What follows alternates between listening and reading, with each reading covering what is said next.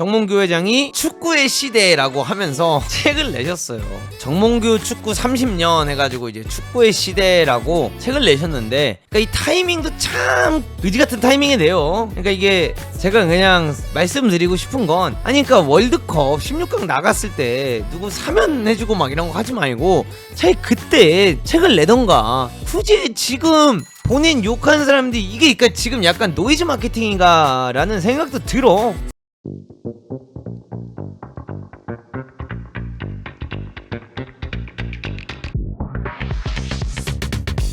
요거는 지도자의 시선으로 한번 여러분들께 말씀을 드리는 게 좋을 것 같습니다. 귀국한 홍명보 입 열었다, 손흥민 언급 내용 보니, 이런 이제 기사가 나왔고, 대한축구협회 국가대표 홍명보 감독이 유럽 출장을 마치고 귀국해 선수들과 좋은 얘기를 나눴다라고 밝혔고요.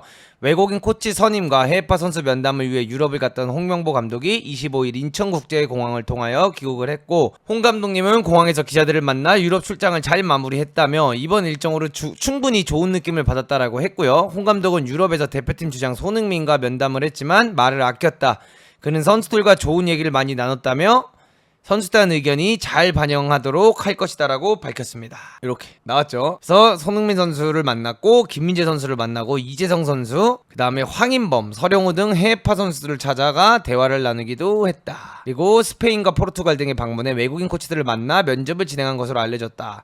특히 홍 감독은 대표팀 주장 손흥민과 1시간가량 대화를 나눴고, 그는 출장에 동행한 대한축구협회 직원까지 물리고 손흥민을 독대한 것으로 알려졌다. KF 측은 두 사람이 무슨 얘기를 나눴는지 이후 감독님이나 손흥민 선수가 밝힐 기회가 있을 것이다 라고 했고요. 홍 감독은 귀국길에 축구팬들이 많이 몰리지 않아 비교적으로 한산했고, 다만 한 유튜버가 홍 감독의 카르마라를 들이대며 비난 목소리를 높이다가 경호원에게 제지를 받는 소란이 있었다. KFA와 홍명보 감독은 오늘 29일 서울 종로구 축구회관에서 대표팀 감독 취임 기자회견을 할 예정이다. 홍 감독은 이 자리에서 함께 일할 외국인 코치는 누구인지, 손흥민과 어떤 대화 등을 나눴는지를 밝힐 것으로 보인다. 근데 여러분들 어쨌든 간에 이 홍명보 감독님이 해외를 가서 해외 코칭 스태프를 데리고 오잖아요. 그래서 이 부분에 있어서 그냥 문도구가 생각하는 지도자 입장에서 해외 코치가 좋은 영향을 우리나라에 끼칠 수 있을까 없을까에 대한 이야기를 한번 해보도록 하겠습니다. 일단 첫 번째는 그 코치가 능력이 좋냐 안 좋냐, 우리가 일단 이거부터 따져봐야 될 것 같은데, 지금 얘기가 나오는 거로는 뭐 레알 마드리드에서도 잠깐 했고, 그 다음에 스페인 국가대표 수석 코치도 잠깐 했었던 수석 코치, 그 다음에 4년 동안 무직이었던 코치, 그 다음에 피지컬 코치 같은 경우에는 베니테즈랑 함께 했었던 피지컬 코치, 이런 식으로 지금 이야기가 많이 나오고 있어요. 뭐 전 발렌시아 감독이라고 이야기도 하죠. 근데 이렇게 얘기가 나오고 있는데, 저는 첫 번째로는 해외 코치가 좋은 유능한 코치가 왔을 때 그 팀이 변할 수 있냐 없냐를 따진다고 보면 충분히 변할 수 있다, 이렇게 이야기를 하고 싶습니다. 이게 또 감독인 거랑 수석 코치인 거랑은 또 완전히 전 또 다른 레파토리라고 생각을 해요. 본인이 코치일 때는 또 잘했을 수도 있는데, 감독이 되고 나서는 감독은 또 코칭만 하는 게 아니라 선수들 정치도 해야 되고, 선수들 잘 다룰 줄도 알아야 되고, 그 다음에 팀을 잘 이끌 줄도 알아야 되고, 그 외에 뭐 구단과 소통도 잘해야 되고, 진짜 여러 가지 방면으로 해야 되는 게 굉장히 많아요. 허나 코치는 온전히 코칭에만 집중을 해도 되는 역할이기 때문에 같은 사람이어도 코치 때는 일을 잘할 수 있지만 감독 때는 일을 못할 수도 있습니다. 근데 그 코치의 뭐 수석 코치 경력이 그렇게 길지는 않다는 거죠. 그리고 감독으로의 결과도 뭐 그렇게까지 좋지는 않다라는 거. 그리고 여기서 이제 가장 중요한 건, 코치들이 아무리 일을 잘하는 사람이더라고 하더라도 감독이 어쨌든 간에 최종 결정자고요. 감독님께서 무언가 결정을 내릴 때 본인이 스스로 다 결정을 내려버리면 어차피 아무리 좋은 코치들이 아래에 있어봤자 영향을 제대로 끼칠 수 없다라는 부분도 말씀드리고 싶습니다. 그래서 이제 그 부분에 있어서는 솔직히 까봐야 알 것 같아요. 이거 뭐 셀라데스가 온다, 누가 온다, 뭐가 온다 한다고 하는데, 사실 이 코칭 스태프가 와서 얼마나 좋은 영향을 끼칠 수 있는지는 까봐야 알 것 같고, 만약에 코칭 스태프가 진짜 좋은 사람들이 좋은 영향을 끼쳤지만 홍보 감독님이 받아들여야 될 거를 만약에 못 받아들이고 본인의 감독이다 보니까 본인의 결정을 해야 되는 상황에서 본인이 잘못된 결정을 만약에 내리면 또 영향력 있는 코치가 와도 크게 의미가 없어질 수는 있다라는 부분. 왜냐면은 우리가 옛날에 신태용 감독님 때도 돌이켜보면 결국 그때 당시에는 뭐 유로 우승하고 월드컵 우승했던 수석 코치가 왔는데, 그때 그렇게 잘 안 됐거든요. 그런 거와 똑같이 감독이 가장 중요하다라는 부분을 말씀드리고 싶습니다. 그리고 못하면 결국에는 모든 게 감독 탓이 되는 거다, 이 부분을 말씀드리고 싶습니다. 근데 저는 아쉬운 것 중 하나는 결국에는 오랜 기간 동안 무직이었던 사람들을 데려온다라는 부분, 만약에 그분들이다라고 하면은 결국에는 오랫동안 공백 기간을 가졌던 사람들이 온다는 거, 그만큼 감이 떨어져 있을 수 있다라는 거 말씀드리고 싶고, 그 다음에 두 번째는 결국 전술적인 큰 틀은 감독이 짜는 거다라는 것을 말씀드리고 있습니다. 그리고 제가 지금까지 뭔가 K리그나 이런 거를 봐온 결과 홍명보 감독님이 본인의 코칭 스태프의 말을 당연히 들으시고 참고를 하시겠지만, 큰 결정들, 여기서 예를 들어 이 4-2-3-1을 쓰거나 4-3-3을 쓰거나 이 라볼피아나를 쓰는데 수석 코치는 예를 들어 라볼피아나의 김민재를 써야만 한다, 라볼피아나의 김민재를 쓰면 우리가 진짜 좋은 경기력을 토대로 우승을 하거나 아시안컵에서 좋은 결과를 낼 수 있다라고 주장을 할 수 있는데, 거기서 감독은 예를 들어 민재는 센터백인데 어떻게 민재를 라볼피아나에 쓰냐, 이런 식으로 될 가능성이 저는 꽤나 있어 보이기 때문에 사실 이번 뭐 해외 코치를 만나고 뭐 이런 거에 있어서 크게 저는 막 기대감이 아직은 있지는 않다라는 부분 말씀드리고 있습니다. 그래서 결국에는 이거는 그냥 까봐야 알 수 있다, 이렇게 말씀드리고 싶어요. 처음에 클린스만이 올 때도 우리가 클린스만의 인터뷰 스킬이 너무 좋다 보니까 이 사람이 좀 오래 쉬었고 이 사람이 진짜 좀 비장해져서 왔나라는 생각을 했던 것처럼, 이거는 진짜 사실 까봐야 아는 거지, 까기 전에 뭐 이 사람들의 코치로 오는 거기 때문에 이 사람이 어떤 영향을 끼칠 수 있는지는 정확히 우리가 알 수 없다라는 부분 말씀드리고 싶고요. 그 다음에 지금 많이 나오는 이야기 중 하나가 어차피 손흥민, 김민재 한국 들어오는데 그들을 굳이 만나고 와야 됐었냐라고 하는데, 뭐 하루 빨리라도 만나서 자기가 감독이 됐으니까 하루 빨리라도 주장을 만나고 주장단을 뭐 좀 영향력 있는 선수들을 만나서 본인이 추구하는 축구는 이렇고 그동안 대표팀에서 도대체 어떤 사건들이 있었고 대표팀이 도대체 현재 어떤 분위기고 선수단들끼리의 현재 상황은 어떤지, 이런 걸 하루라도 빨리 파악해야지만 본인이 본인 코칭 스태프들이나 본인이 이 팀을 다음 소집 때 준비하기 전에 앞서서 더 빠르게 무언가를 준비할 수 있지 않을까라는 생각이 들어서, 사실 뭐 저는 그 부분은 전혀 나쁘게 보고 싶지 않다라는 부분 말씀드리고 싶습니다. 그래서 그 만난 것까지 뭐라 하는 건 저는 뭐 굳이 저한테 크게 영향은 없고요. 가장 중요한 건 결국 홍명보 감독님이 해외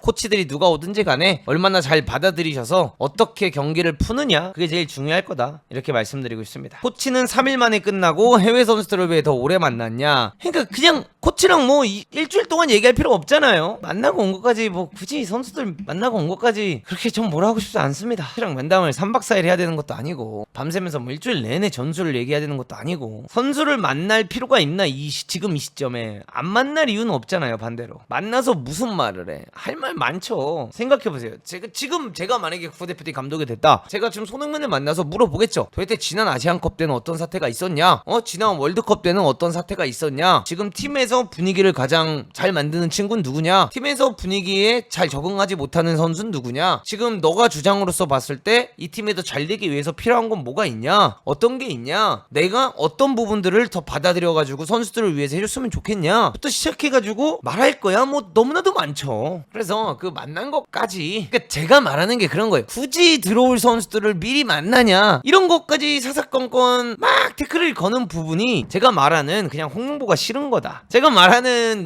약간 논점이 그런 거예요. 홍명보 감독님이 말 제대로 안 하고 배신하고 약속 어기고 본인이 한 말 지키지 못하고 감독이 된 거 잘못된 거죠. 근데 감독이 된 이후에 뭐 코칭 스태프 만나고 선수단 만나러 갔다 오는 것까지 뭐라 하는 거, 그런 게 말하는 거다. 근데고도 홍명보 좋아서 저렇게 얘기하는 거 아니야. 돈가스 주먹님이 오랜만에 돈가스 제대로 날려주셨습니다. 뭘 안 좋아해. 얼마 전에 네 우상이라며 존경한다며. 이 선수로서 엄청나게 존경했죠. 솔직히 지금 홍명보를 까는 사람들 중에 홍명보를 선수로서 존경하지 않았던 사람이 있나요? 있어요? 있으시면 뭐 있으실 수 있겠지만 대부분이 좋아하고 존경했겠죠. 저도 2002년도 때 홍명보 감독을 정말 좋아했습니다. 그리고 감독으로서도 올림픽에서 3등 했고, 감독으로서도 우승 못하던 울산이라는 팀에 가서 2년 연속 우승시켰고, 감독으로서 좋은 결과를 냈던 건 맞잖아요. 그 이후에 떠나는 과정이 아쉬웠었고 욕먹었어야 되는 거지. 2위 하던 팀이잖아요. 뎁스 주니님은 그냥 진짜 홍명보가 싫은 거예요. 2위 하던 팀, 만년 2위 하던 팀이에요. 그 팀을 20년 동안 우승을 못하던 팀을 우승 2번 연속 시켰다니까요. 울산 그 멤버로 우승 못하면 이상한 거지. 그러니까 못하던 팀이었다고 그 우승을. 그냥 수고하세요. 예. 저는 홍명보 감독님을 응원해주자 이렇게 얘기하는 게 아니고 그냥 아닌 건 아니고 맞는 건 맞는 거다. 굳이 이것까지 뭐라 할 필요가 있냐 이렇게 말씀드리는 겁니다. 그리고 어쨌든 간에 코칭 스태프가 누가 됐던지 간에 가장 중요한 건 감독 홍명보라는 사람이 어떤 선택들을 하느냐가 가장 중요할 거다. 그래서 저는 이번 뭐 수석 코치가 누가 오고 피식 코치가 누가 오고 이런 거가 진짜 크게 중요한 느낌이 들진 않고 그 사람들이 왔을 때 그 사람들이 좋은 점들을 얼마나 홍명보 감독님이 잘 흡수해서 대표팀에 잘 입힐 수 있냐가 제일 중요할 거고 결국 모든 거는 코칭 스태프가 결정하는 것이 아닌 감독이 결정하는 거다. 그래서 이제 첫 경기, 두 번째 경기는 사실 그냥 선수들을 알아가는 단계라고 하면 세 번째, 네 번째, 다섯 번째, 여섯 번째 경기 때는 정확히 홍명보 감독님이 우리나라 국가대표팀을 데리고 어떤 축구를 하고 싶은지가 결과가 나올 거다라는 것을 말씀드리고 싶습니다. 여기서 이제 가장 중요한 것 중 하나는 이거죠. 홍명보 감독님이 감독으로 오시고 첫 번째 경기가 이제 팔레스타인과의 홈 경기고 두 번째가 오만 원정이고요. 세 번째가 이제 여기 이제 보이시는 요르단 원정, 그 다음에 네 번째가 홈에서 이라크, 다섯 번째가 쿠웨이트 원정,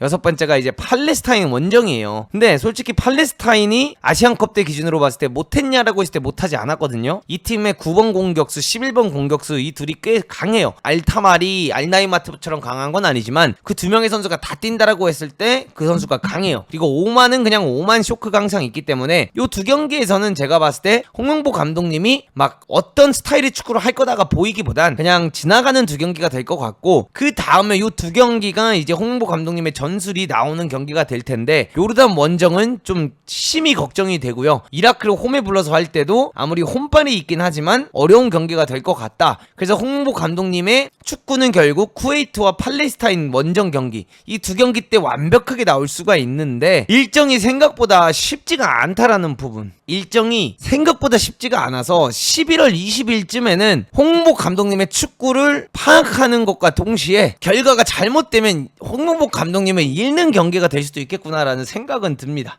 왜냐? 시작이 안 좋았기 때문에 팬들이 참을 수 있는 기간이 적을 거예요. 그래서 이게 진짜 축구를 라볼피아나를 하고 무언가를 전술을 입히는 데 있어서 진짜 이 팔레스타인과 이 오만 경기 안에 다 입혀놔야 됩니다. 다 입혀놓고 요 두 경기에서 이제 승리를 꼭 가져가야지만 홍명보 감독님의 축구를 우리가 좀 인내심을 가지고 그래도 여론이 조금 바뀌면서 그래 우리가 기분 상했던 건 이런 게 있었고 우리가 짜증났던 건 이런 건 있지만 어쨌든 간에 코칭 스태프가 선임이 되면서 선수단도 원팀이 되어가는 것 같고 그래 월드컵은 나가야지 하면서 응원하는 모드가 이때 이겼어야 진행이 될 것 같고 이때까지 만약에 경기 결과가 별로라면 아마 이 팀은 팔레스타인 원정 경기를 끝으로 못 보지 않게 되지 않을까.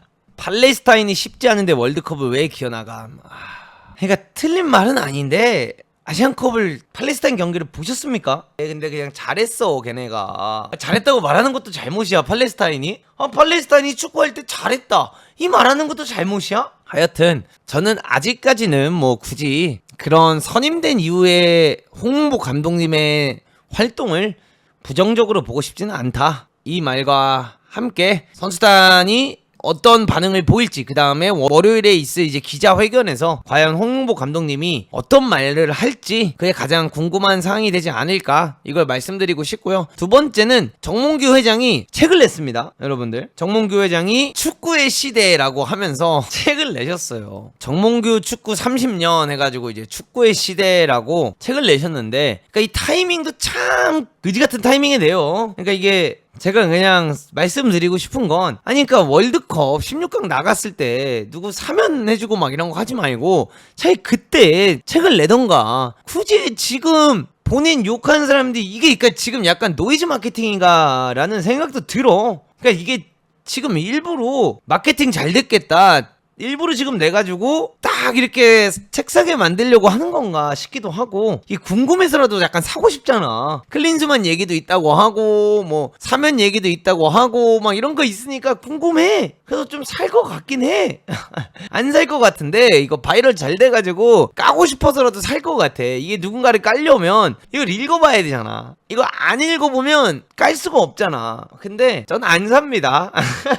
딱 보면 알죠. 이 사람이 지금까지 해온 이제 것들이 있는데 이거 본다고 뭐 달라지겠습니까? 안 삽니다 여러분들. 안 사고 안 깔게요. 29,000원이면은 신라면을 더 사 먹으면 더 사 먹지 이거 못 사요. 근데 어쨌든 그냥 지금 이 시점에서 대표팀이 이렇게 욕을 먹고 있는데 이게 만약에 예정이 원래 지금이었었다고 해도 좀 미루던가 홍명보가 나와가지고 좀 경기 결과 잘 내고 있고 월드컵 진출을 확정 지은 다음에 정몽국 축구 31년 32년 이렇게 해서 차라리 책을 냈으면 조금이나마 그나마 좋을 수 있었는데 굳이 지금 이 상황에서 축구의 시대라고 하면서 이걸 낼 필요가 있었을까? 이걸 말씀드리고 있습니다. 안타까워요 이제는. 뭘 하고 싶으신 건지 안타깝고 회장이란 직책이 멋있어야 되는데 멋이 없다 하나도. 이렇게까지 멋없을 수가 있나? 이렇게 말씀드리고 싶습니다.